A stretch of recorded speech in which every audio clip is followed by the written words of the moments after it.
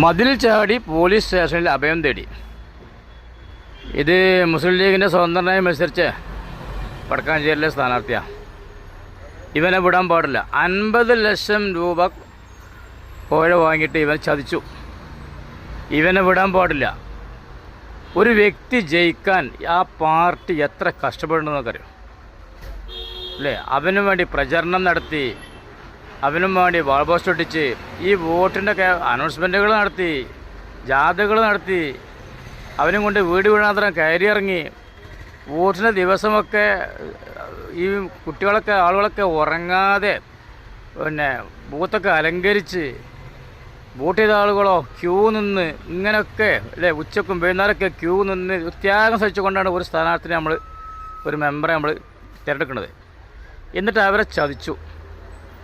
ഇവനെ വിടാൻ പാടില്ല. ഈ നാട്ടുകാർ ഇവനെ വിടരുത്. ഇവന് ജീവിതം സെറ്റിലായി എന്നാണ് പറഞ്ഞത്. 50 ലക്ഷം വാങ്ങിയിട്ട് ജീവിതം സെറ്റിലാക്കി. ഒരു മാഷൊക്കെയാണ്. വിടരുത്. ജീവിതം സെറ്റിലായല്ലോ, അതുകൊണ്ട് ഇനി കയ്യും കാലും വേണമെന്നില്ലല്ലോ. കയ്യും കാലും നമുക്ക് എന്തിനാണ്? ജീവിക്കാൻ വേണ്ടി കണ്ടാണ്. പല ജോലികളും ചെയ്യണം അല്ലേ? എല്ലാവർക്കും വേണം. കയ്യും കാലും ആണല്ലോ ഇപ്പോൾ നമ്മളെ ജീവിതം മുന്നോട്ട് നയിക്കുന്നത്. അപ്പോൾ ഇവന് ഞാൻ ആവശ്യമില്ല.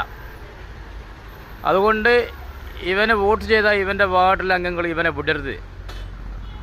ഒരു മാതൃകാപരമായിട്ട് ശിക്ഷിക്കണം. ഇനി ഒരു മെമ്പറും ഇതുപോലെ കൂറുമാറാൻ പാടില്ല. അതിലെ പണി നാട്ടുകാർ കൊടുക്കണം. നായിൻ്റെ മോനെ.